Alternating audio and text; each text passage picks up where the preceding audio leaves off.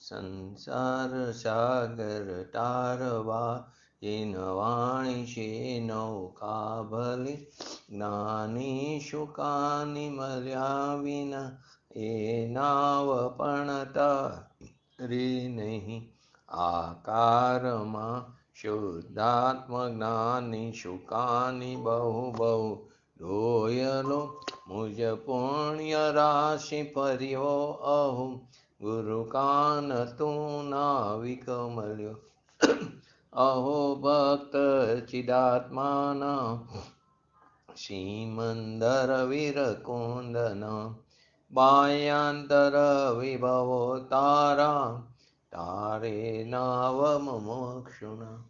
સદા દ્રષ્ટિ તારી વિમર નિજ ચૈતન્ય નિરખે, અનિજ્ઞપ્તિ માહી દરવ ગુણ પર્યાય વિલસી.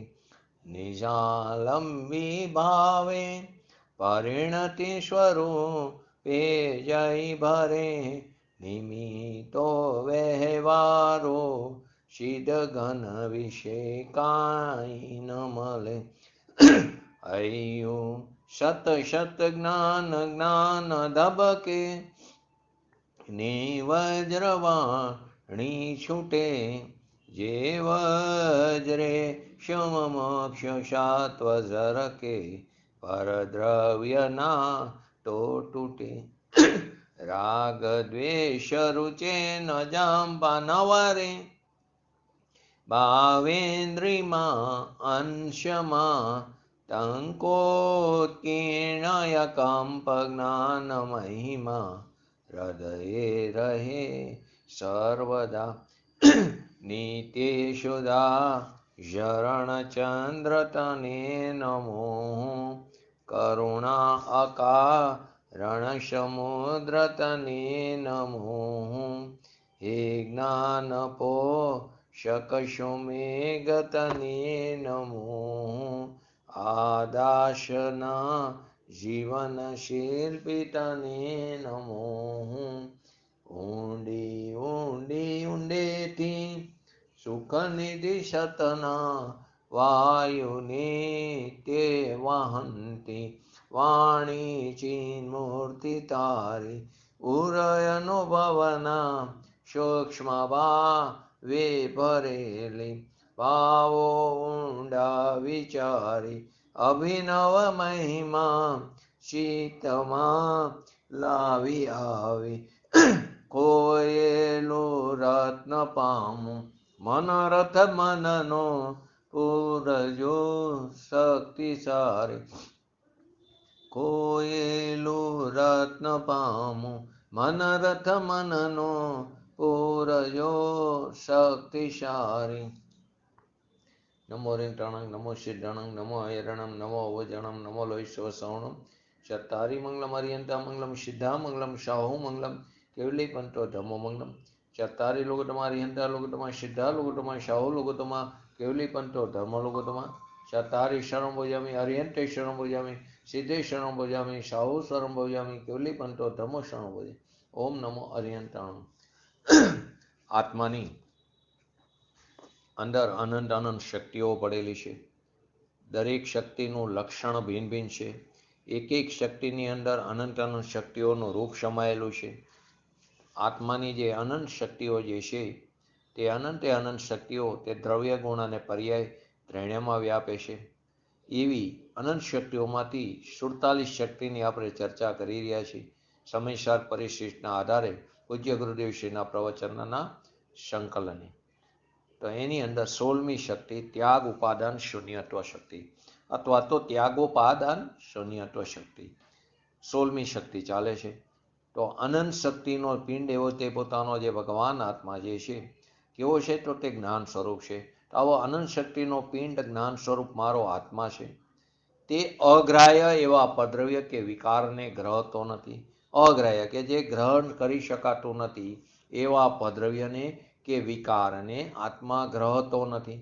અને ગૃહિત એટલે કે ગ્રહણ કરેલા એવા પોતાના નિજ સ્વભાવને કદી છોડતો નથી. ફરીવાર, અગ્રાહ્ય એવા વિકાર કે પદ્રવ્યને તે ગ્રહતો નથી અને ગૃહિત એવો પોતાનો નિજ સ્વભાવ છે તેને આત્મા ક્યારે છોડતો નથી. સદાય પોતાના જ્ઞાન સ્વરૂપની અંદર જ તે નિશ્ચલ રહે, પોતાના જ્ઞાન સ્વરૂપની અંદર જ તે અટલ રહેશે, નિશ્ચલ રહેશે. આમ ધર્મી જે જીવ છે, જ્ઞાની જીવ છે, તે પોતાના આત્માને ગ્રહણ ત્યાગ રહિત રૂપે તે દેખે છે. જ્ઞાની જીવ, ધર્મી જીવ પોતાના આત્માને ગ્રહણથી પણ રહિત, ત્યાગથી પણ રહિત એવો એક રૂપ દેખે છે. એવા સ્વરૂપના અવલંબને, આવું જે સ્વરૂપ એને ધારણ કર્યું, એવા સ્વરૂપના અવલંબને તેને પર્યાયમાં વિતરાગ દશા, મોક્ષ માર્ગ, ધર્મની દશા પ્રગટ થાય છે અને તેના રાગાદિ ટરતા જાય છે. રાગાદિ ક્રમશઃ તરતા જાય છે. રાગ, દ્વેષ આદિ વિકારી પરિણમન જે કંઈ જીવને થાય છે તે ભૂમિકા અનુસાર તે ટરતા જાય છે. શું આવી આખી વ્યાખ્યા? કે અનંત શક્તિનો પિંડ એવો પોતાનો જે જ્ઞાન સ્વરૂપ ભગવાન આત્મા છે તે અગ્રાહ્ય એવા પદ્રવ્ય કે વિકારને ગ્રહતો નથી અને ગૃહિત એવા પોતાના નિજ સ્વભાવને ક્યારે છોડતો નથી. સદાય તે ક્યાં રહેશે? પોતાના જ્ઞાન સ્વરૂપમાં તે નિશ્ચલ રહેશે. આમ ધર્મી જીવ પોતાના આત્માને ગ્રહણ ત્યાગ રહિત એવો એકરૂપ જોવે છે, દેખે છે. એવા સ્વરૂપના અવલંબને પર્યાયમાં વિતરાગ દશા પ્રગટે છે, એટલે કે મોક્ષ માર્ગ પ્રગટે છે અને એના રાગાદી ટરતા જાય છે. જ્યારે આત્માને આપણે સ્ટાર્ટિંગમાં જ આવી ગયું, આત્માને જ્યારે આપણે જ્ઞાન સ્વરૂપ તરીકે ઓળખી છીએ, ત્યાં જ્ઞાનની સાથે બીજા અનંત ધર્મો રહેલા છે, પરંતુ ત્યાં પ્રધાન જ્ઞાનની વાત કરી, મુખ્યપણે જ્ઞાનની વાત કરી. તો કે આત્માને જ્યાં જ્ઞાન સ્વરૂપ કીધો તો ત્યાં જ્ઞાનની સાથે બીજા અનંત ધર્મો રહેલા છે. તેની અંદર આ એક ત્યાગ ઉપાદાન શૂન્યત્વ શક્તિ પણ છે. તેને કારણે તેથી આત્મા જે વધતો પણ નથી, ઘટતો પણ નથી. તે જે શક્તિ છે તેથી આત્મા જે ઘટતું પણ નથી અને વધતું પણ નથી, એવો પોતાના સ્વરૂપમાં તે નિયતપણે નિશ્ચલ રહેશે. પોતાનું સ્વરૂપ કેવું છે? જ્ઞાન સ્વરૂપ. એની અંદર તે કેવો રહેશે? નિયતપણે રહેશે. પરનું ગ્રહણ ત્યાગ તો આત્મામાં છે જ નહીં. પદ્રવ્યનું ગ્રહણ કે ત્યાગ આત્મામાં છે નહીં. કેમ કે હું તેનાથી કેવો છું? તદ્દન ભિન્ન છું. કેમ કે એક દ્રવ્યને બીજા દ્રવ્ય સાથે કયો સંબંધ છે? તો કે તે બંને વચ્ચે કયો સંબંધ છે? ચાર અભાવ છે ને, તો કયો અભાવ આવશે? બોલો જયંતિભાઈ. અત્યંત અભાવ. એક દ્રવ્ય અને બીજા દ્રવ્ય વચ્ચે કયો સંબંધ છે? અત્યંત અભાવ છે. તો કે એના બે વચ્ચે તદ્દન અભાવ છે, તેનું ગ્રહણ ત્યાગ તો આત્મામાં હોય નહીં. એટલે કે પરનું ગ્રહણ ત્યાગ તો આત્મામાં છે નહીં અને વિકારનું ગ્રહણ ત્યાગ પણ આત્માના ત્રિકાર સ્વભાવમાં નથી. પદ્રવ્યનું તો ગ્રહણ ત્યાગ આત્માના સ્વભાવમાં નથી, કેમ કે તે બંને કેવા છે? તદ્દન ભિન્ન છે. બંનેના પ્રદેશો કેવા છે? તદ્દન પૃથક છે. એક દ્રવ્ય બીજા દ્રવ્યને અડતું નથી, સ્પર્શ કરતું નથી, કેમ કે બંને દ્રવ્ય વચ્ચે અત્યંતાભાવ સંબંધ છે. માટે પરનું ગ્રહણ ત્યાગ તો આત્મામાં છે નહીં, પરંતુ વિકારનું ગ્રહણ ત્યાગ પણ આત્માના ત્રિકાર સ્વરૂપમાં નથી. આત્માના ત્રિકાર સ્વરૂપમાં જે એનો જ્ઞાન સ્વરૂપ છે, એનો જે સ્વભાવ છે, તેની અંદર રાગ દ્વેષાદિ વિકારી પરિણમનનું પણ ગ્રહણ નથી અને તેનો ત્યાગનું પણ નહીં. એટલે વિકારનું ગ્રહણ ત્યાગ પણ આત્માના ત્રિકારી સ્વરૂપમાં નથી. ત્રિકારી સ્વભાવમાં હું વિકારને છોડું અને નિર્મલ પણ પર્યાયને ગ્રહું એમ પણ નથી. ત્રિકારી સ્વભાવમાં હું વિકારને છોડું, હું રાગદ્વેષને છોડું, હું રાગદ્વેષનો નાશ કરું અને નિર્મલ પર્યાયને ગ્રહું, એવું આત્માના ત્રિકારી સ્વભાવમાં નથી. એ ક્યાં છે બધું? એ તો પર્યાયમાં છે. દ્રવ્ય દ્રષ્ટિથી જોઈએ, જો દ્રવ્ય દ્રષ્ટિથી જોઈએ તો આત્મા પોતાના એવા ને એવા સ્વરૂપમાં, આત્મા પોતાના એવા ને એવો જે જ્ઞાન સ્વરૂપ છે એ જ્ઞાન સ્વરૂપમાં તે નિશ્ચલપણે રહેલો છે. દ્રવ્ય દ્રષ્ટિથી જોઈએ તો આત્મા પોતાનો એવા ને એવા સ્વરૂપની અંદર નિશ્ચલપણે રહ્યો છે. તે કેવો છે? ત્રિકાર સિદ્ધ સમાન છે. મમ સ્વરૂપ હે સિદ્ધ સમાન. મારું સ્વરૂપ કેવું છે? સિદ્ધ સમાન છે. તે ત્રિકાર સિદ્ધ સમાન. ક્યારે? તો કે નિગોદ દશામાં પણ, સાધક દશામાં પણ અને સિદ્ધ દશામાં તે કેવો છે? ત્રિકાર શુદ્ધ સ્વરૂપે છે. તે ત્રિકાર સિદ્ધ સમાન છે. તેના સ્વરૂપમાં જરાય પણ ઘટ થતી નથી. એના સ્વરૂપની અંદર વધતું પણ નથી અને ઘટતું પણ નથી. પર્યાયમાં વિકાર હોય ને તે ટરીને નિર્મળતા પ્રગટે, પર્યાયમાં વિકાર હોય અને તે વિકાર ટરે અને નિર્મળતા પ્રગટે, પણ તેથી ત્રિકારી દ્રવ્યમાં કંઈ વધી કે ઘટી જતું નથી. પર્યાયમાં વિકાર હોય ભૂમિકા અનુસાર સંસાર દશામાં, સાધક દશામાં, તો તે વિકાર હોય તો તે ટરીને નિર્મળતા પ્રગટે, તે ત્રિકાર, એને કારણે ત્રિકારી દ્રવ્યમાં કંઈ વધવા કે ઘટવાપણું નથી. વર્તમાન અંશ સામે જુઓ, વર્તમાન અંશ એટલે કે પર્યાય સામે જુઓ તો પર્યાયમાં વધતું ઘટતું દેખાય છે. જો તમે ત્રિકારી અંશને બદલે પર્યાય અંશમાં એટલે કે વર્તમાન અંશમાં જુઓ, ત્રિકારી સ્વભાવને બદલે વર્તમાન અંશમાં જુઓ તો પર્યાયમાં ઘટતું અને વધતું દેખાય છે. પર્યાયના અંશમાં જે વધઘટ થાય છે, વધઘટ દેખાય છે, તે વ્યવહારનો વિષય. પર્યાય એવો ને માટે તે વ્યવહારનો વિષય છે. પર્યાયના અંશમાં જે ઘટ વધ જે દેખાય છે તે વ્યવહારનો વિષય છે. ફરીવાર, પર્યાયમાં વિકાર હોય અને એ ટરીને એનો નાશ થઈને નિર્મળતા પ્રગટે, એને કારણે ત્રિકારી દ્રવ્યમાં કે વધવાપણું કે ઘટવાપણું થતું નથી. વર્તમાન અંશ સામે જુઓ એટલે કે પર્યાય સામે જુઓ, વર્તમાન અંશ એટલે પર્યાય, તો પર્યાયમાં ઘટતું વધતું દેખાય. પર્યાયના અંશમાં જે ઘટ વધ દેખાય છે એ કોનો વિષય છે? તો કે એ વ્યવહારનો વિષય છે. એટલે કે વ્યવહારનો વિષય માટે તે કેવો છે? અભૂતાર્થ છે, આદરવાલાયક નથી. તે કેવો છે? અસત્યાર્થ છે. પરંતુ અહીંયા ભૂતાર્થ દ્રષ્ટિમાં એટલે કે દ્રવ્ય દ્રષ્ટિમાં તેનો નિષેધ કરીને, ભૂતાર્થ દ્રષ્ટિમાં તેનો નિષેધ કરીને કહે છે કે આત્માનો સ્વભાવ કેવો છે? ત્યાગ અને ગ્રહણથી રહિત છે. તેનો નિષેધ કેવી રીતે? ભૂતાર્થ દ્રષ્ટિથી, દ્રવ્ય દ્રષ્ટિથી તેનો નિષેધ કરીને. કોનો? પર્યાય સ્વભાવનો, પર્યાયનો. પર્યાયનો નિષેધ એટલે પર્યાય છે એમ નહીં, પણ તે અસત્યાર્થ અભૂતાર્થ કેમ કીધી? કે તેના આશ્રયે વર્તમાન દશા એટલે કે નિર્મળતાની પ્રાપ્તિ નહીં થાય, એના આશ્રયે વિતરાગતાની પ્રાપ્તિ નહીં થાય. માટે તેને અભૂતાર્થ, કેમ કે એ ક્ષણિક સત છે, એનો બીજા સમયે વ્યય થઈ જવાનો હોય, તો એના અભાવમાં સદભાવની પ્રાપ્તિ કેવી રીતે થાય? એના આશ્રય સદભાવની પ્રાપ્તિ કેવી રીતે થાય? જે વસ્તુનો અભાવ થઈ જાય છે એનાથી ત્રિકારી દ્રવ્યની પ્રાપ્તિ કેવી રીતે થાય? તો ભૂતાર્થ દ્રષ્ટિમાં તેનો નિષેધ કરીને કહે છે કે આત્માનો જે ત્રિકાર સ્વભાવ છે, જે જ્ઞાન સ્વરૂપ છે, કે જે ત્રિકારી શુદ્ધ સ્વભાવ છે, જે પરમ પરિણામિક ભગવાન આત્મા છે, તે શુદ્ધ આનંદ કંદનો ઘન સ્વરૂપ જે છે તે કેવો છે? ત્યાગ અને ગ્રહણથી રહિત છે. તેમાં કાંઈ ઘટતું પણ નથી અને ક્યાંય વધતું પણ નથી. એમાં કોઈ પણ પ્રકારની ઘટવધ થતી નથી. આવા સ્વભાવની દ્રષ્ટિ કરતા આવો સ્વભાવ, કેવો સ્વભાવ? કે જે ત્યાગ ગ્રહણથી કેવો છે? રહિત છે. ગ્રહણ ત્યાગથી રહિત છે, અથવા તો ત્યાગ ઉપાદાન શૂન્યત શક્તિથી ભરેલો છે. એવા સ્વભાવની દ્રષ્ટિ કરતા પર્યાયમાં રાગ ટરીને વિતરાગ ભાવ, મધ્યસ્થ ભાવ થઈ જાય છે.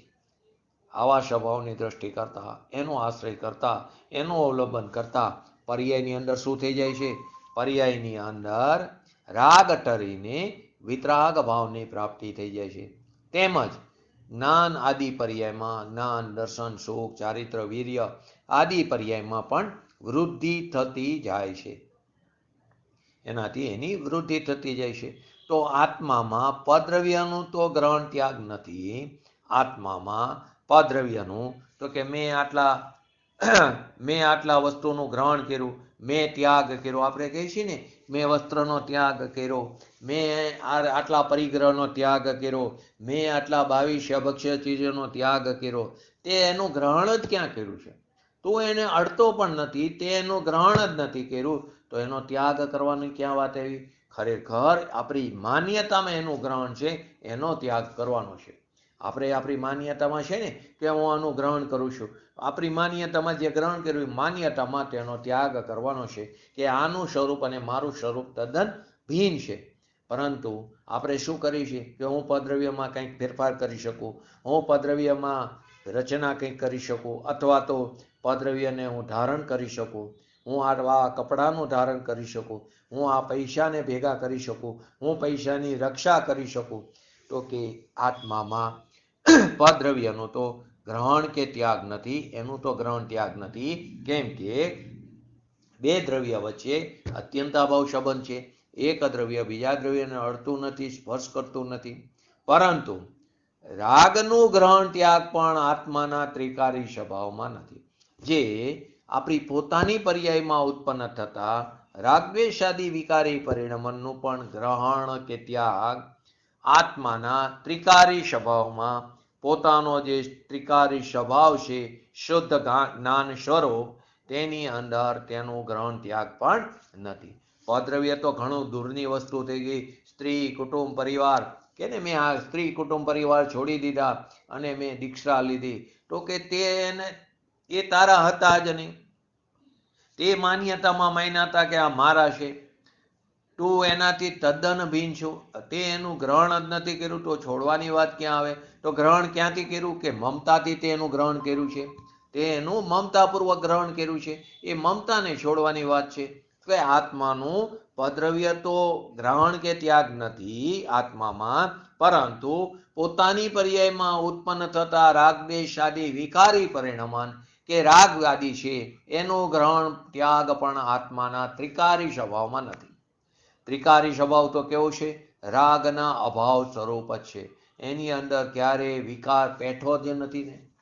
કે કેવો છે? નિગોદમાં પણ તદ્દન શુદ્ધ હતો, અત્યારે પણ સંસાર દશામાં પણ તદ્દન શુદ્ધ છે.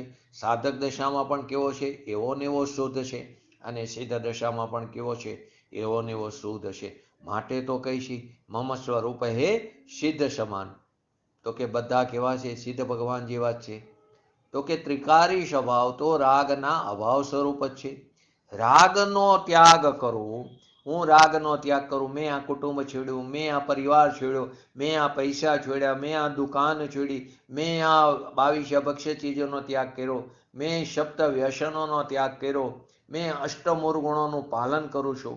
તો આ રાગનો ત્યાગ કરું કે ગ્રહણ કરું, રાગનો ત્યાગ કરું અથવા નિર્મલ પર્યાયને ગ્રહણ કરું, એવો મારા ત્રિકારી સ્વભાવમાં નથી.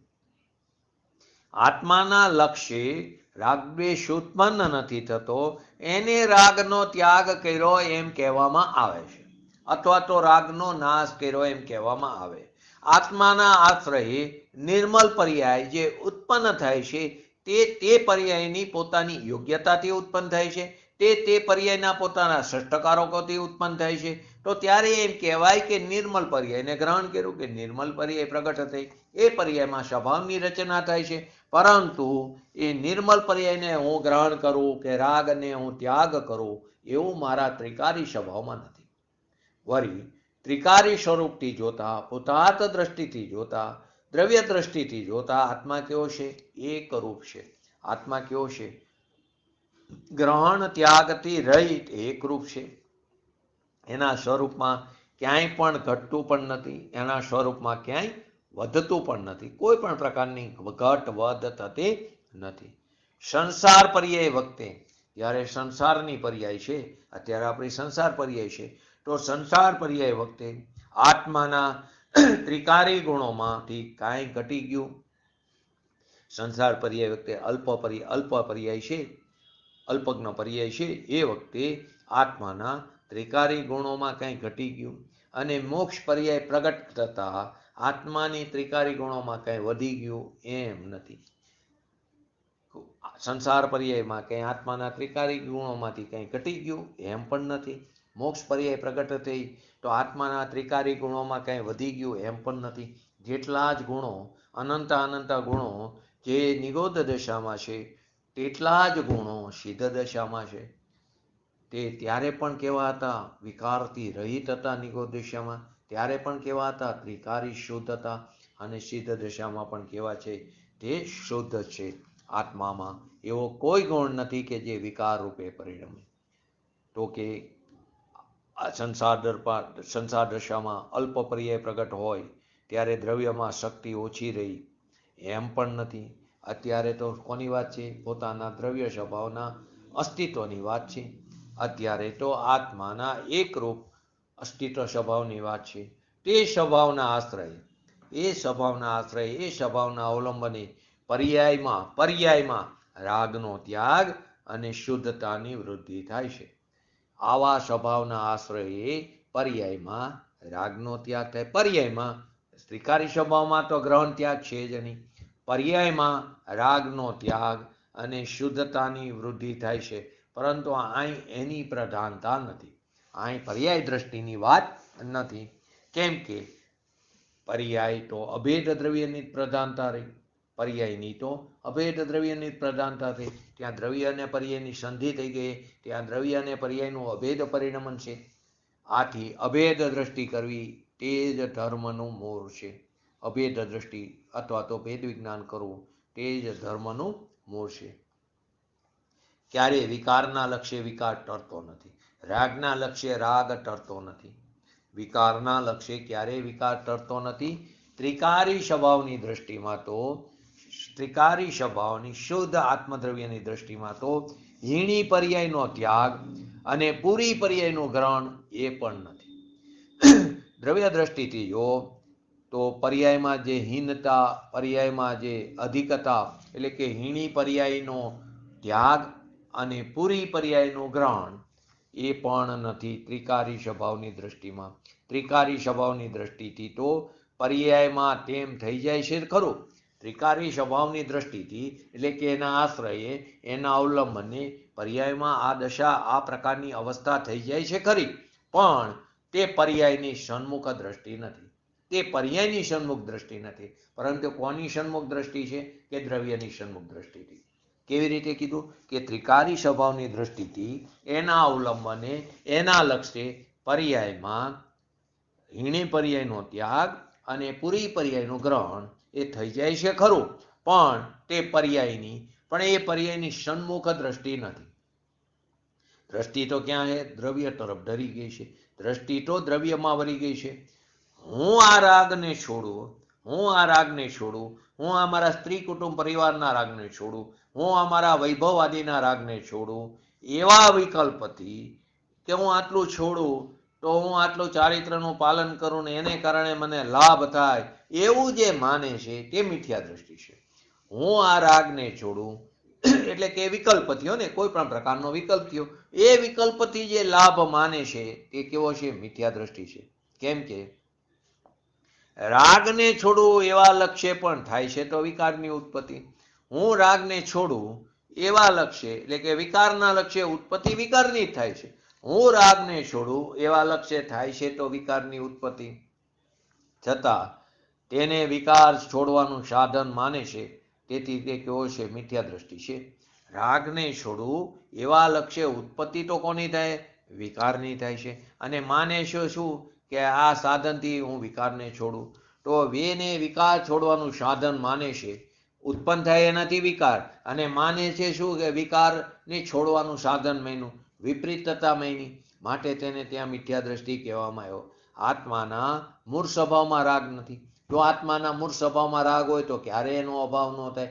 કેમ કે સ્વભાવનો ક્યારેય અભાવ થતો નથી. તો અર્યંત દશામાં, સિદ્ધ દશામાં રાગનો તો અભાવ જોવા મળે છે. માટે આત્માના મૂળ સ્વભાવમાં રાગ નથી.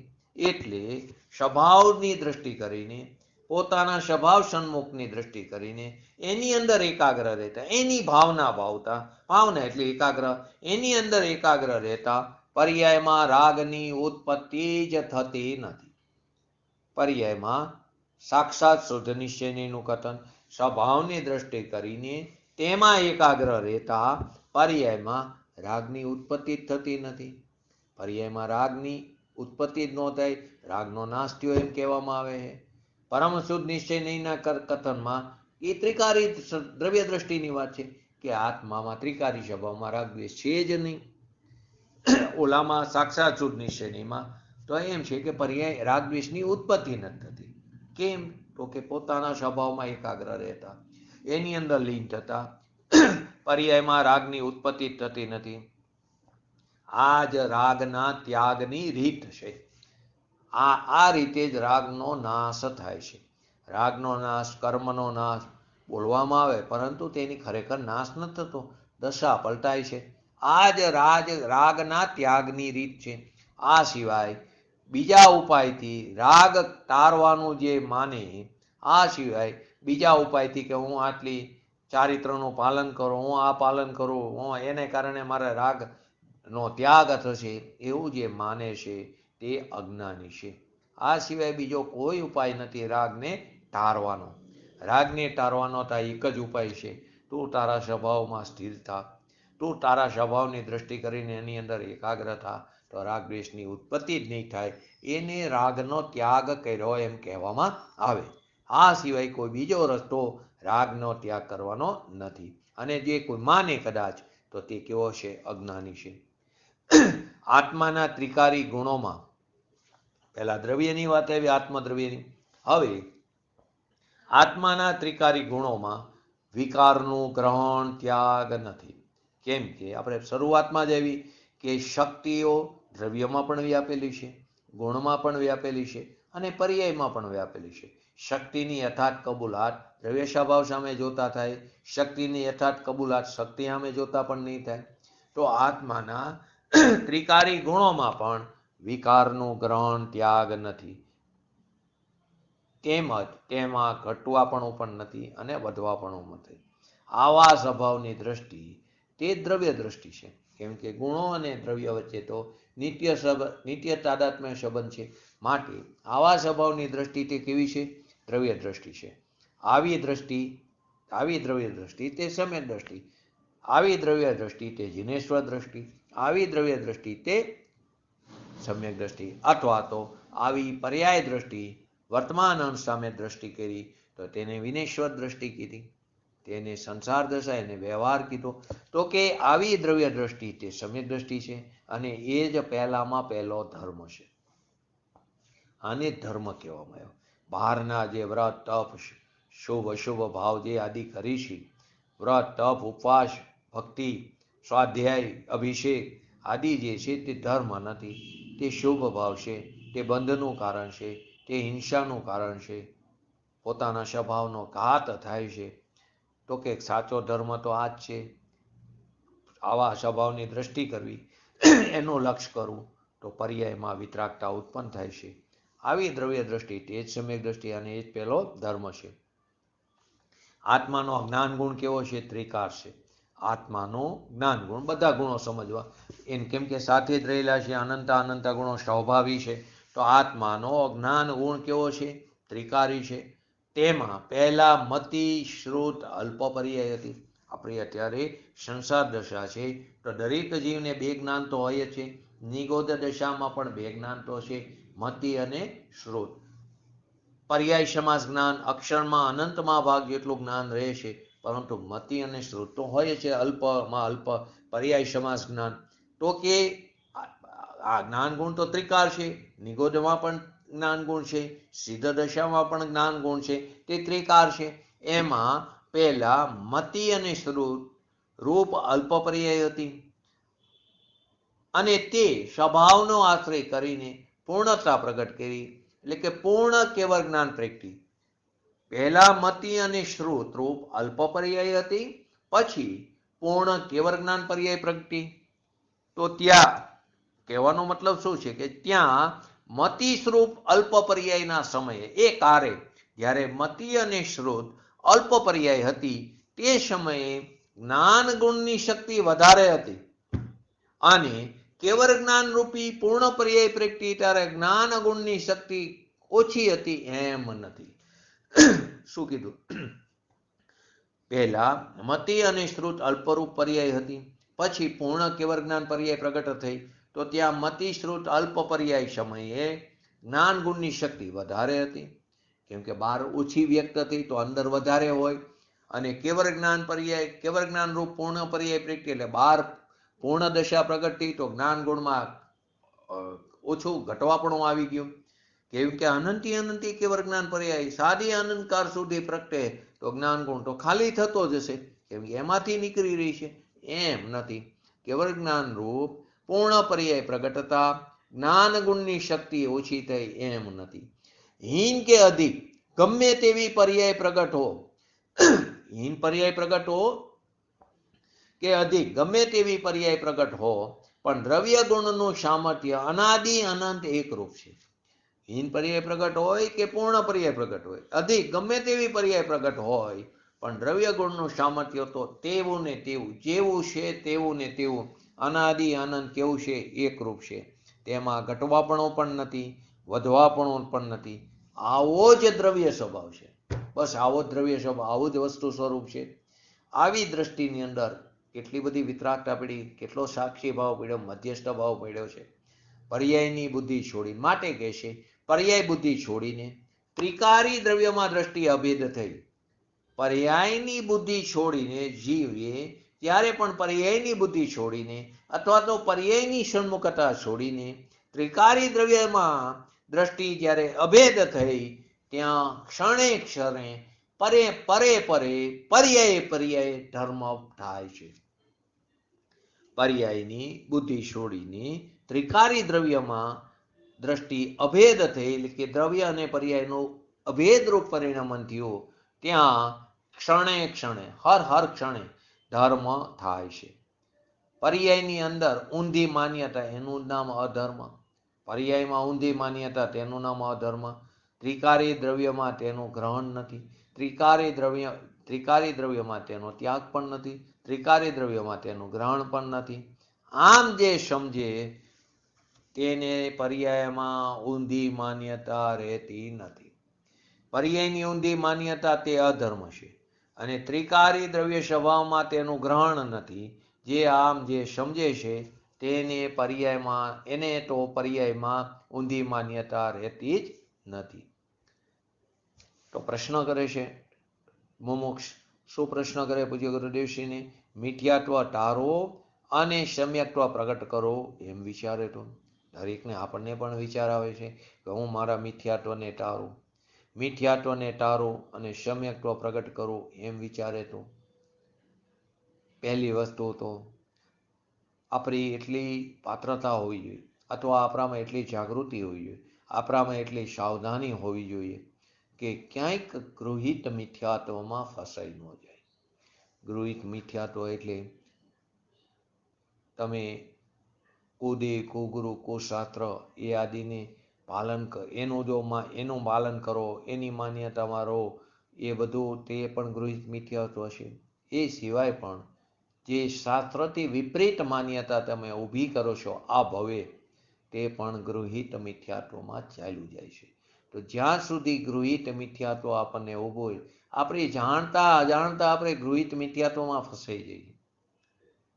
ને ઘણીવાર સમજણમાં હોય, ખબર પણ હોય, સમાજમાં આપણું કેવું દેખાશે એ બીકમાં પણ ગૃહિત મિથ્યાત્વમાં પડ્યા રહી છે. તો કે ગૃહિત મિથ્યાત્વ જ્યાં સુધી નહીં જાય ત્યાં સુધી અગૃહિત નહીં જાય, અને અગૃહિત મિથ્યાત્વ નહીં ટરે ત્યાં સુધી વિતરાગ દશા પ્રગટ નહીં થાય. વિતરાગ દશા પ્રગટ નહીં થાય ત્યાં સુધી મોક્ષ માર્ગની ધારા નહીં ચાલુ થાય. મોક્ષ માર્ગની ધારા નહીં ચાલુ થાય ત્યાં સુધી અર્યંત દશા સિદ્ધ દશા પ્રગટ નહીં થાય. અને જ્યાં સુધી અર્યંત દશા સિદ્ધ દશા પ્રગટ નહીં થાય ત્યાં સુધી આત્માના અસંખ્ય પ્રદેશે અવ્યાભાત સુખનો ભોગવટો કેવી રીતે થશે? દુઃખનો જ ભોગવટો કરતા આવશું, જે અનાધિકારથી કરતા આવ્યા છે. તો સૌથી પહેલા તો ગૃહિત મિથ્યાત્વ ટરવું જોઈએ, ટાળી નથી શકતા, ટરવું જોઈએ. અને એવો જો વિકલ્પ આવે, હું મિથ્યાત્વને ટાળું અને સમ્યક્ત્વ પ્રગટ કરું એમ વિચાર આવે તો એવો પ્રશ્ન કર્યો એ બરાબર તમારી, પણ એને ટાળવાની અને પ્રગટ કરવાની શું રીત છે એને તો સમજવું જોશે ને. ટાળવું કઈ અપેક્ષાએ કીધું છે, એને કેવી રીતે ટાળી શકાય, સમ્યક્ત્વને કેવી રીતે પ્રગટ કરી શકાય, એ વિધિને સમજવી તો પડશે ને. તો કે મિથ્યાત્વ ટાળો એવા લક્ષ્ય શું મિથ્યાત્વ ટરે છે? આગળ પણ આપણે લીધું, વિકારના લક્ષ્ય વિકાર ટરતો નથી. તો હું મિથ્યાત્વને ટાળું, હું બસ વિકલ્પ કરું, મારે મિથ્યાત્વને ટાળું, મારે મિથ્યાત્વને ટાળવું છે, એવા લક્ષ્ય થોડું મિથ્યાત્વ ટરશે. એ તો વિકલ્પ ચાલુ રહ્યા, અને એ વિકલ્પની અંદર એ ઓતપ્રોત થઈ જાય તો નવા દ્રવ્યબંધ ભાવબંધ ચાલુ ને ચાલુ રહેશે. તો કે મિથ્યાત્વ ટાળો એવા લક્ષ્ય શું મિથ્યાત્વ ટરે, અને સમ્યક્ત્વ પ્રગટ કરવું એવા વિકલ્પથી શું સમ્યક્ત્વ પ્રગટ થાય? મારે સમ્યક દર્શન કરવું, મારે સમ્યક દર્શન કરવું નહીં થાય, 3 કાળમાં સમ્યક દર્શન નહીં થાય, તું વિકલ્પમાં રહ્યો. માટે તો શોગાનીજી શું કહેતા હતા? સમ્યક દર્શનને આવવું હોય તો આવે, ન આવવું હોય ન આવે. એ આવશે, એના સમયે જ આવશે. મારે તેની પડી નથી. મારે તો મારો જેવો દ્રવ્ય સ્વભાવ છે એવા દ્રવ્ય સ્વભાવનું યથાર્થ જે મારો દ્રવ્ય સ્વભાવ છે એની યથાર્થ સમજણ થાય અને તેની પર્યાયમાં રચના થાય. બસ સમ્યક દર્શન આવવું હોય તો આવે, કેમ કે એની દ્રષ્ટિ ક્યાં હતી? દ્રવ્ય તરફ હતી. પૂજ્ય ગુરુદેવશ્રીના શિષ્ય હતા, તેમની દ્રષ્ટિ દ્રવ્ય તરફ હતી. માટે તેમના બોલ છે દ્રવ્ય દ્રષ્ટિના, એની અંદર છે કે સમ્યક દર્શન આવવું હોય તો આવે, મોક્ષને આવવું હોય તો આવે. એ તો એના સમયે જ આવશે. પર્યાય જે સમયે આવવાની છે તે આવ્યા વગર નહીં રહે. અને જે નથી આવવાની તો ગમે એટલા ઊંધા કે હવરા ઉપરથી નીચે પડતો પણ એ નહીં આવે. પર્યાય એના સમયે જ આવશે. એની કાલલબ્ધિ, એની ભવિતવ્યતા, એની જન્મક્ષણે, એના શ્રેષ્ઠ કારકોને કારણે જ આવશે. તો કે હું સમ્યક્ત્વ પ્રગટ કરું એવા વિકલ્પથી શું સમ્યક્ત્વ પ્રગટ થશે? નહીં થાય. હું મિથ્યાત્વને ટાળું એવા લક્ષ્ય મિથ્યાત્વ તરશે? નહીં ટરે. એ તો આમ તો બનતું નથી. તો કે પોતાનો જે ધ્રુવ ચિદાનંદ સ્વભાવ એ અનાદિ અનંત જે એકરૂપ છે, જેનામાં મિથ્યાત્વ ટાળવું અને સમ્યક્ત્વ કરવું એવા ભેદ નથી એની અંદર. કેવો છે મારો પરંપરામિક ભગવાન આત્મા? અનાદિ અનંત કેવો છે? એકરૂપ છે. એકરૂપ જ્ઞાન સ્વભાવ રૂપ છે. એની અંદર મિથ્યાત્વ ટાળવું એના સ્વભાવમાં, કેમ કે એમાં ગ્રહણ ત્યાગથી રહિત છે, એવો એકરૂપ છે. તો એમાં હું મિથ્યાત્વ ટાળું અને સમ્યક્ત્વ કરું એવા ભેદ એની અંદર નથી. એ સ્વભાવની રુચિ, આ જે સ્વભાવ છે તેની રુચિ, એનો મહિમા, એ કરીને હું એની અંદર એકાગ્ર થઉં, એની અધિકતા કરું, એની વિસ્મયતા કરું, આવા ચમત્કારિક તત્વની રુચિ કરું, એનો મહિમા કરું, એનો હકાર કરું અને એને મહિમા કરીને એમાં એકાગ્ર થાય તો પર્યાયમાં મિથ્યાત્વનો વ્યય અને સમ્યક્ત્વનો ઉત્પાદ થઈ જાય છે. કેમ કે પર્યાય તો હર સમયે નાશ પામે, નવી નવી પર્યાય ઉત્પન્ન થાય. તો મિથ્યાત્વની પર્યાયનો વ્યય થાય અને સમ્યક્ત્વની પર્યાય ઉત્પન્ન થાય છે. કેમ કે આવો જે ત્રિકારી સ્વભાવ, એકરૂપ જે સ્વભાવ છે એની દ્રષ્ટિ કરતા, એનું મહિમા થતા એની રુચિ થશે તો મહિમા આવ્યા વગર નહીં રહે. કઈ રુચિ? ઉપર ઉપરની અંતરંગ રુચિ, એની રુચિ થશે. લૌકિકમાં પણ જોઈ છે ને, જેની રુચિ હોય એ કાર્ય તો બરાબર થાય છે. જ્યાં ધર્મની વાત આવે, જ્યાં સ્વાધ્યાયની વાત આવે તો કે એ મને નહીં સમજાય, એ મને નહીં સમજાય, મને તો કઠણ પડે છે. હમણે તમે જેને જે વિષયમાં રુચિ હોય, કોઈને ધંધામાં રુચિ હોય, કોઈને શેર બજારમાં રુચિ હોય, કોઈને રસોડામાં રુચિ હોય, કોઈને બહાર ફરવામાં રુચિ હોય, એને તમે એ વાત કરો તો એને મજા આવે છે, એને એમાં નોલેજ પણ થાય છે, બધું જાણવાનો પણ પ્રયત્ન કરે. કેમ કે એની રુચિ ત્યાં છે. તમે દરેક વખતે રસોડામાં રસોઈ કરો તો દર વખતે ચોપડી લઈને બેસવું પડે છે કે મારે હવે કેવી રીતે રસોઈ બનાવી. દરેક વખતે જોવું પડે કે આ કબાટમાં, આ ખાનામાં આ મીઠાનો ડબ્બો છે કે આ ખાંડનો ડબ્બો છે કે આ મસાલાનો ડબ્બો છે. બધું ઓટોમેટિક થાય, તમારો હાથ એ બાજુ જ જાય છે. કેમ કે તમારી રુચિ છે તે. તેવી રીતે જેને જેવી રુચિ, ધંધાની રુચિ હોય તેને બધી વસ્તુના 200 આઈટમ, કદાચ કટલેરીનો ધંધો હોય, નોવેલ્ટીનો સ્ટોર હોય તો 200 આઈટમ હોય, એના બધા ભાવ યાદ રહે. એટલે ઘણા એમ કે ને અમને કંઈ યાદ નથી રહેતું, એ વાત પણ ખોટી છે. બધું યાદ રહેશે. રાખવું હોય તો બધું યાદ રહેશે. એ કેમ રહેશે? કે અહીંયા રુચિ છે. અડધી રાત્રે ઉઠાડીને પૂછો દુકાનમાં કયા ખૂણામાં કઈ વસ્તુ પડી, તે ખબર છે. અડધી રાત્રે પૂછો કોની પાસે કેટલા પૈસા લેવાના, બધું યાદ રહેશે. અડધી રાત્રે પૂછો રસોડામાં કઈ જગ્યાએ કયું વાસણ પડ્યું હોય, બધું યાદ રહેશે. કેમ? તો કે અહીંયા રુચિ છે ને. બસ એ રુચિનો પલટો કરવાનો હોય, એ રુચિને અંતરંગમાં કરવાની છે. એ અંતરંગ રુચિ અને મહિમા કરશું, એની અંદર એકાગ્ર થઈ તો પર્યાયમાં મિથ્યાત્વનો વ્યય થાય અને નવી જે પર્યાય ઉત્પન્ન થાય, સ્વનું અહમપણ કરીને ઉત્પન્ન થાય તો તેમાં સમ્યક્ત્વનો ઉત્પાદ થઈ જાય છે. માટે આવા એકરૂપ સ્વભાવને જાણીને એમાં દ્રષ્ટિ અને એકાગ્રતા કરવી, આવો જે એકરૂપ પોતાનો જે સ્વભાવ, ત્રિકારી સ્વભાવ છે એને જાણીને સૌથી પહેલા 19 નંબરની ગાથામાં રાજાનું એક્ઝામ્પલ આપીને આ જ વાત સમજાવી કે પહેલા એને જાણીને પ્રતીતિ કરી, ઓળખીને એની અંદર ઠરવું.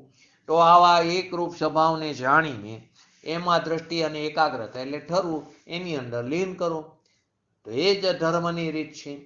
આ જ રીત છે.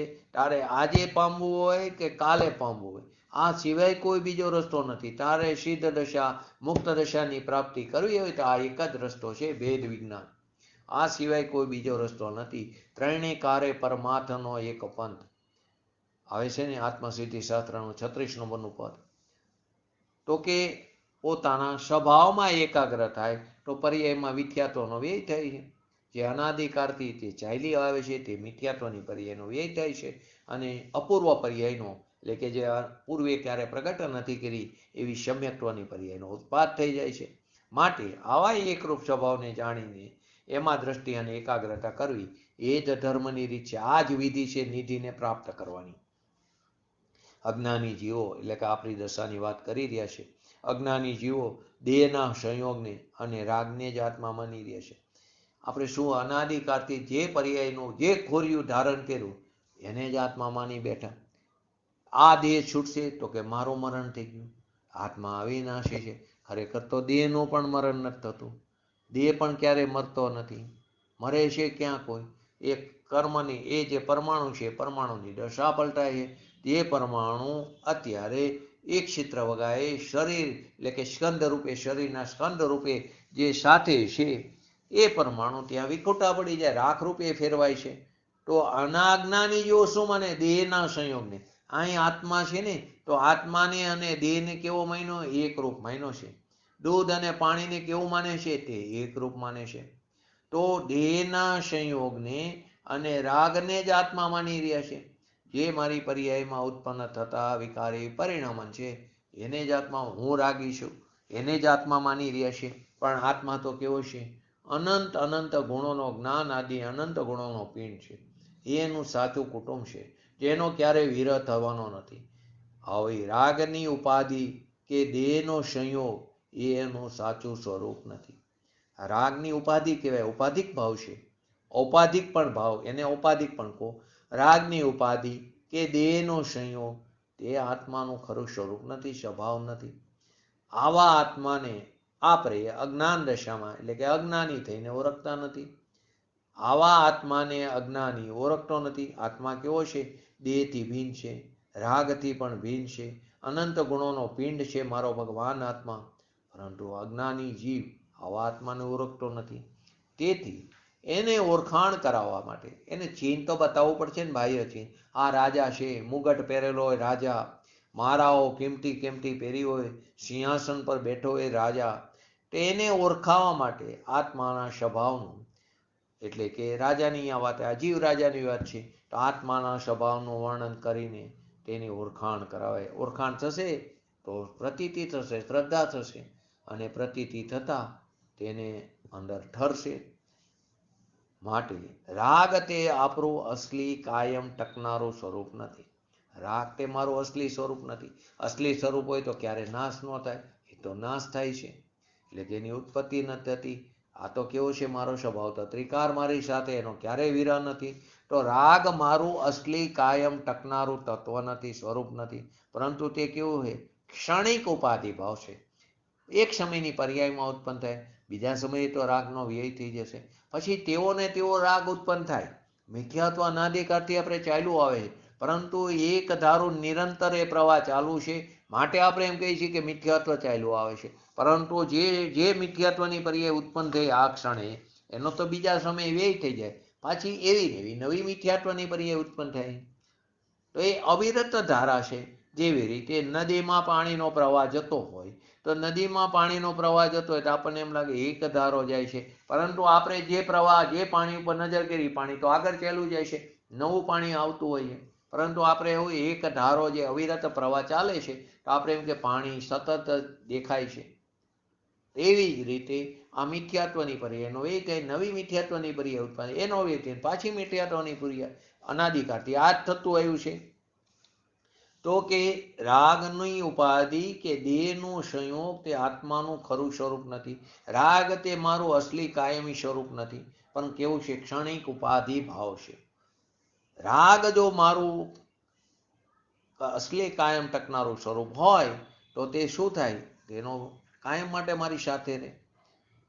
તો વળી સિદ્ધ દશામાં પણ જ્યારે જીવ મુક્ત દશા પામશે ત્યારે તો રાગ દ્વેષ છે નહીં. માટે અસલી કાયમ ટકનારું સ્વરૂપ નથી. રાગ છૂટી જતા મારા સ્વરૂપમાંથી કાંઈ ઘટી જતું નથી. રાગ સ્વભાવના અવલંબને રાગ છૂટી જાય તો મારા સ્વરૂપમાંથી કાંઈ પણ ઓછું થતું નથી. અને પર્યાયમાં જે જ્ઞાન આદિની વૃદ્ધિ થાય, રાગ ટર્યો અને જ્ઞાન આદિ ગુણોની વૃદ્ધિ થઈ, એટલે કે શુદ્ધિની વૃદ્ધિ થઈ. ગુણો તો એવા ને એવા જ રહેશે. ગુણોની વૃદ્ધિ થઈ એટલે જ્ઞાન આદિની વૃદ્ધિ થઈ, એટલે એની પરિણમન એટલે કે શુદ્ધિની વૃદ્ધિ થઈ.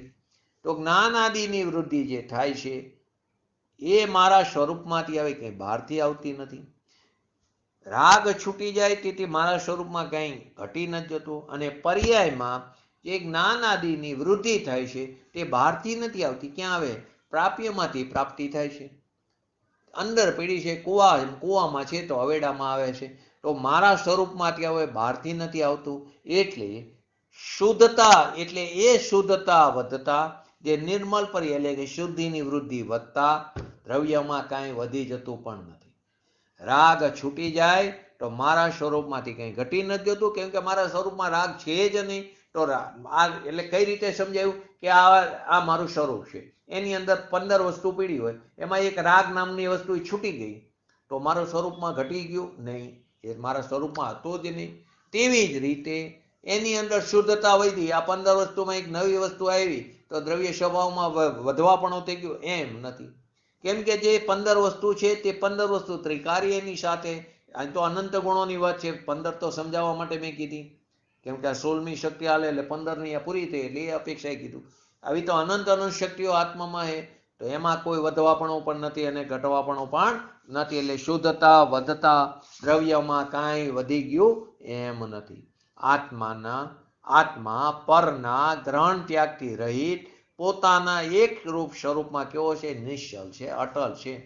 જો આત્મા પરને ગ્રહે તો વધે, આત્મા પદ્રવ્યને ગ્રહે તો વધે, અને પોતાના જ્ઞાન આદિ ગુણોને છોડે તો ઘટી જાય. પરને ગ્રહે તો વધે અને પોતાના જ્ઞાન આદિ ગુણો જે છે એને છોડે તો ઘટી જાય, પણ એવું ક્યારેય બનતું નથી. આત્માએ પોતાના સ્વભાવને ક્યારે પણ છોડ્યો નથી. પોતાનો જે નિજ સ્વભાવ છે તે ગ્રહિત એવો પોતાનો નિજ સ્વભાવ એને ક્યારેય છોડ્યો નથી અને પરને ક્યારે પણ ગ્રહણ કર્યું નથી. પદ્રવ્યને 3 કાળમાં તેને ગ્રહણ નથી કર્યું અને પોતાના નિજ સ્વભાવને એને ક્યારેય છોડ્યો નથી. ગમે તે દશામાં ન હોય, સૂક્ષ્મ લબ્ધિ અપર્યાપ્ત જીવ કે શ્વાસમાં 18 વખત જન્મ મરણ કરે ત્યારે પણ પોતાના સ્વભાવને ક્યારેય છોડ્યો નથી. ત્યારે પણ એના અસંખ્ય પ્રદેશમાં અનંત ગુણો પડેલા છે. જ્ઞાન, દર્શન, સુખ આદિ બધા ગુણો જેટલા સિદ્ધમાં છે તેટલા જ ગુણો ત્યાં છે. એણે ક્યારે પોતાના સ્વભાવને છોડ્યો નથી અને પરને ક્યારે પણ ગ્રહણ કર્યું નથી. માટે સમાધિ તંત્રની અંદર પૂજ્યપાદ સ્વામી પણ શું કહે છે કે યદ ગ્રાહ્ય ન ગૃહાતિ, યદ ગ્રાહ્ય ન ગૃહાતિ ગૃહિત નાપી મુજવતી. ફરીવાર, યદ ગ્રાહ ન ગ્રહાતિ ગૃહિત નાપી મુજતતી જાનાતિ સર્વથા સર્વ તત્વ, જાનાતિ સર્વથા સર્વ તત સૌમેત સંવેદમ મરમ્ય હમ. એટલે શું કે છે? જે અગ્રાહ્યને એટલે કે નહીં ગ્રહવા યોગ્ય, શરૂઆતમાં જ આપણે ડિફાઇનમાં લીધું, અગ્રાહ્ય એવા પદ્રવ્ય કે વિકારને તે ગ્રહતો નથી અને ગ્રહિત એવા નિજ સ્વભાવને ક્યારે છોડતો નથી. આજ આપણે ડિફાઇનમાં શરૂઆતમાં આવી તો કે જે અગ્રાહ્યને એટલે કે નહીં ગ્રહવા યોગ્ય પર પદાર્થ અને વિકારને તે ગ્રહતું નથી, તેમજ ગૃહિતને એટલે કે ગ્રહણ કરેલા એવા પોતાના શાશ્વત સ્વભાવને ક્યારે છોડતું નથી. કોણ? આત્મા નિજ સ્વરૂપને. જે અગ્રાહ્યને એટલે કે નહીં ગ્રહવા યોગ્ય પર પદાર્થ કે વિકારને ત્યારે ક્યારે તે ગ્રહતું નથી, તેમજ ગૃહિતને એટલે કે ગ્રહણ કરવા યોગ્ય એવા પોતાના શાશ્વત સ્વભાવને તે છોડતું નથી. એટલે કે સર્વ પ્રકારે જાણે, જેનું સ્વરૂપ જેમ છે તેને તેમ જાણે છે. રાગને રાગ રૂપે જાણે છે, નિર્મલ પર્યાયને નિર્મલ રૂપે જાણે છે. તો સર્વને સર્વ પ્રકારે જાણે છે એવું સ્વસંવેદમ તત્વ તે કોણ? એ હું છું. સર્વને સર્વ પ્રકારે જાણે છે એવું સ્વસંવેદમ તત્વ તે હું છું. આમ ધર્મી અનુભવે છે. ધર્મી આ રીતે તે અનુભવે છે, પોતાના એક સ્વરૂપમાં નિશ્ચલ રહે છે. એની દ્રષ્ટિ અને એનો અનુભવ આવો પોતાનો ભગવાન આત્મા જે સદા પોતાના એક સ્વરૂપમાં જે નિશ્ચલ રહે છે, એની દ્રષ્ટિ, એનો અનુભવ, એનું નામ જ મોક્ષ માર્ગ કહેવામાં આવ્યું. અહીં આચાર્ય ભગવાને શું કીધું? આત્મા પરને ગ્રહે કે ત્યાગે એ વાત જ જૈન ધર્મમાં નથી. નહીં તો અત્યારે જૈન ધર્મમાં શું આવે છે? મેં દીક્ષા લીધી, મેં આ કુટુંબ કબીલા છોડ્યા, મેં બધા પરિગ્રહ છોડ્યા. તો કે આત્મા પરને ગ્રહે કે પરને ત્યાગે એ વાત જ જૈન ધર્મમાં નથી. હજી થોડાક દિવસ પહેલા એક દેરાવસીની કે શ્વેતાંબરની દીક્ષા હતી. તો તમે જુઓ તો કે છેલ્લે એટલે બધામાં હોય કે પૈસા ઉડાડે કે બસ છેલ્લે એનો ત્યાગ કરે. કેટલી આશ્ચર્યજનક વિપરીત માન્યતાઓ છે. હવે જે બેન કરતા હતા, જે બીજે દિવસે એમના મત પ્રમાણે તે ત્યાગમાં જવાના હતા, વૈરાગ્ય ભાવ ધારણ કરવાના હતા, અને તે એ કરતા હતા. તડકો ન લાગે એટલે ગોગલ્સ પહેરેલા, બધું પહેરેલું, પરિગ્રહ પૂરેપૂરો હતો. આપણે કોઈ ધર્મની નિંદા નથી કરતા, પણ આપણે આવી વિપરીત માન્યતામાં ફસાઈ જઈએ એ ગૃહિત મિથ્યાત્વ છે.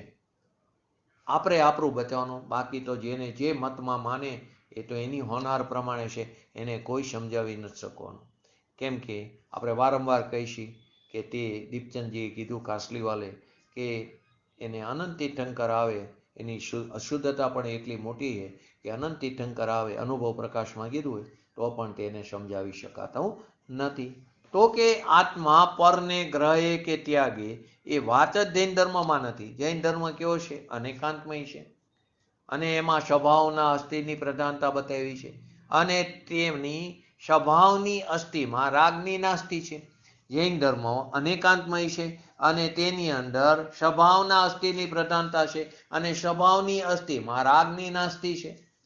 આવા સ્વભાવના અસ્થિના અવલંબને આવો જે સ્વભાવ છે એના અસ્થિના અવલંબે પર્યાયમાં રાગની નાસ્તિ થઈ જાય છે. કરવી પડતી નથી. રાગ ઉત્પન્ન જ નથી થતો તો રાગની નાસ્તિ થઈ જાય છે. આવા સ્વભાવની અસ્થિમાં પર્યાયમાં રાગની નાસ્તિ થઈ જાય છે. આત્માની અસ્થિમાં પોતાના સ્વભાવની અસ્થિમાં પરની તો ત્રણેય કારે નાસ્તિ છે. આત્માની અસ્થિમાં પરની તો ત્રણેય કારે નાસ્તિ, દ્રવ્ય તો ત્રણેય કારે એની નાસ્તિ છે. એટલે પરનો ત્યાગ કરો એ વાત વસ્તુમાં છે જ નહીં. મેં કાંદા બટેટા છોડ્યા, એ તો પદ વસ્તુ થઈ, પદ્રવ્ય થયું. તે ગ્રહણ જ ક્યાં કરી શકે તો છોડવાની વાત. એનાથી સ્વચ્છંદી બનવાની જરૂર નથી. ઘણા પછી સ્વચ્છંદી બની જાય. પોતાના મતે પોતાની રીતે નો કે મેં ગ્રહણ જ નથી કર્યા, હું કાંદા બટેટાને અડતો નથી, મારી જીભ તે કાંદા બટેટાને અડતી નથી, તો પછી મારા દાંત પણ એને અડતા નથી, તો ખાવામાં શું વાંધો? આત્મા તો નિર્લેપ છે, એનાથી તદ્દન ભિન્ન છે, અને મારી પર એમાં જ્યારે ઉગાડ થવાનો હોય છે ત્યારે થશે. એમ માનીને જે જીવ બેઠો છે તેને ખરેખર વસ્તુ સ્વરૂપની સમજ્યો નથી. તું કાંદા બટેટાને અડતો નથી, વાત 100% સાચી. તારી જીભ કે તારો હોઠ કે તારા દાંત એને કટકા પણ નથી કરી શકતા, એ વાત નથી. પરંતુ તારી અંદર એનો રાગ ભાવ જે પડ્યો છે, તું રાગને વેદે છે. તું કાંદા બટેટાને નથી વેદતો, કોને વેદે છે? રાગને વેદે છે. તો હું પરનો ત્યાગ કરું એ વાત તો વસ્તુમાં છે જ નહીં. રાગનો ત્યાગ સત વસ્તુના અવલંબન વિના બને નહીં. રાગનો ત્યાગ પોતાનો ત્રિકારી ભગવાન આત્મા છે એના અવલંબન વિના બને નહીં. માટે ધ્રુવ વસ્તુનું અવલંબન, ત્રિકારી દ્રવ્ય સ્વભાવનું અવલંબન એ જ જૈન માર્ગ છે. આ જ શું છે? જૈન માર્ગ છે. જૈન માર્ગ કહો, વિતરાગ માર્ગ કહો, અનેકાંતમય માર્ગ કહો, ત્યાગ માર્ગ કહો, મોક્ષ માર્ગ કહો, અહિંસા ધર્મ કહો, બધું એક છે. ધ્રુવ વસ્તુનું અવલંબન એ જ જૈન માર્ગ, એ જ મોક્ષ માર્ગ, એ જ અનેકાંત માર્ગ, એ જ વિતરાગ માર્ગ, એ જ અહિંસા ધર્મ. આવા આત્મ સ્વભાવના અવલંબનમાં આ બધું સમાઈ જાય છે. માટે ત્રિકારી ધ્રુવ દ્રવ્ય સ્વભાવની અવલંબનની વાત વારંવાર આવે છે. ત્યાગ ઉપાદાન શૂન્ય કહીને આત્માનો ખરેખર ત્રિકારી અસ્થિરૂપ સ્વભાવનું સ્થાપન કર્યું છે. આ શક્તિનું વાત કરીને આત્માનો જે ત્રિકારી અસ્થિરૂપ જે સ્વભાવ છે એનું સ્થાપન કર્યું છે. નિશ્ચયથી તો વસ્તુ પોતાના સ્વરૂપમાં, નિશ્ચયથી જો તો વસ્તુ પોતાના સ્વરૂપમાં ત્રિકાર એકરૂપ છે. એમાં ક્યાંય ગ્રહણ પણ નથી, એમાં ક્યાંય ત્યાગ પણ નથી, એમાં કંઈ ઘટતું પણ નથી, એમાં કંઈ વધતું પણ નથી. અજ્ઞાનીને પણ આવો જ સ્વભાવ, એવું નથી આ જ્ઞાનીના સ્વભાવની વાત છે. આપણે પણ આવો જ સ્વભાવ છે. નિકોતરની દશાવાળા જીવોને, એકેન્દ્રિય જીવોને પણ આવો જ સ્વભાવ છે. પણ આપણને અને તે જીવોને, એકેન્દ્રિય આદિ નિગોદરના જીવોને, સંસારી જીવોને પોતાના સ્વભાવનું ભાન નથી. કોની વાત ચાલી રહી? સંસાર દશા 12મા ગુણસ્થાન સુધી સંસાર દશા કીધી, 13મા ગુણસ્થાન સુધી કીધી, પરંતુ એ સંસાર દશાની વાત નથી. મિથ્યાત્વ વાળા સંસારની વાત કરી રહ્યો છે કે તેને પોતાના સ્વભાવનું ભાન નથી. પોતાના આવા સ્વભાવનું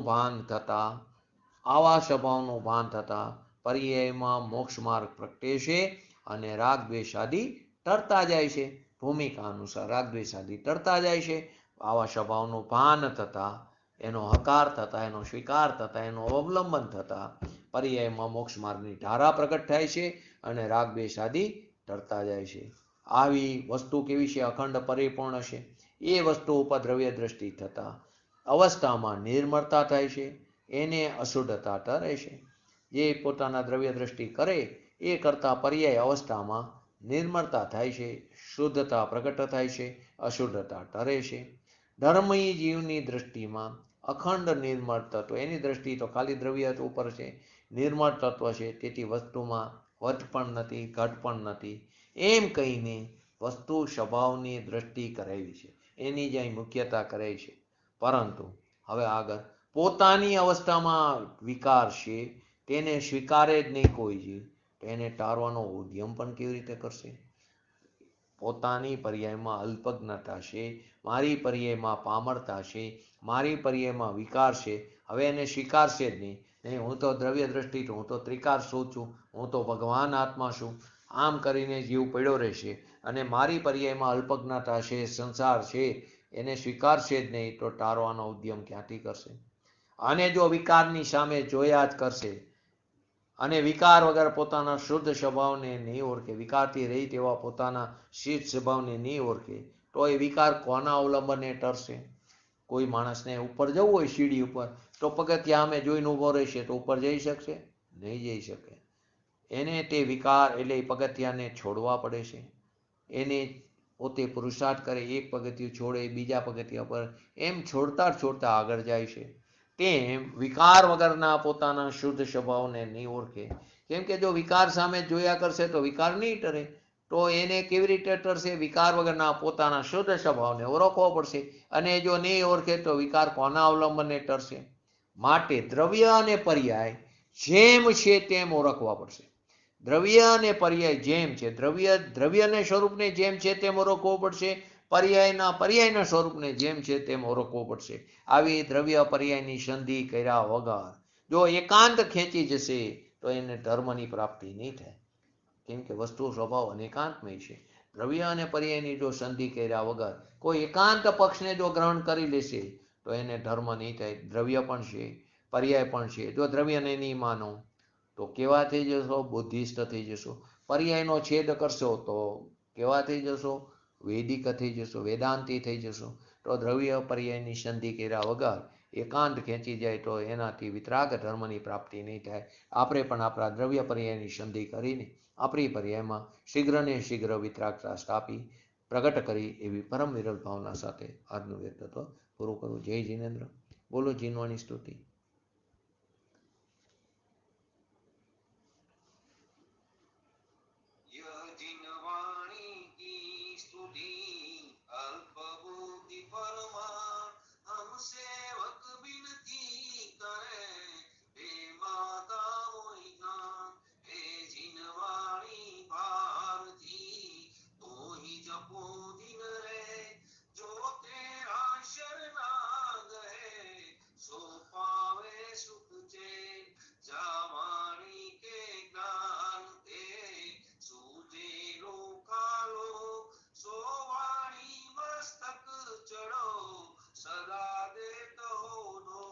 नमो रिंगटणं नमो सिद्धणं नमो एरणं नमो वजणं नमो लोईशो सवर्णं चत्तारि मंगलम अरियंता मंगलम सिद्धा मंगलम शाहु मंगलम केवली पंतो धर्म मंगलम चत्तारि लुगतमा अरियंता लुगतमा सिद्धा लुगतमा शाहु लुगतमा केवली पंतो धर्म लुगतमा चत्तारि शरण भोजामि अरियंते शरण भोजामि सिद्धे शरण भोजामि शाहु शरण भोजामि केवली पंतो धर्म शरण भोजामि। बोलिए श्री पंच परमेष्टि भगवंतनो जय हो। बोलिए श्री जीनवाणी मातनो जय हो। बोलिए श्री परम पूज्य परमोपकारी सद्गुरु देवनो जय हो। बोलिए श्री प्रसन्नमूर्ति भगवती मातनो जय हो। बोलिए श्री सनातन जैन दिगंबर धर्मनो जय हो।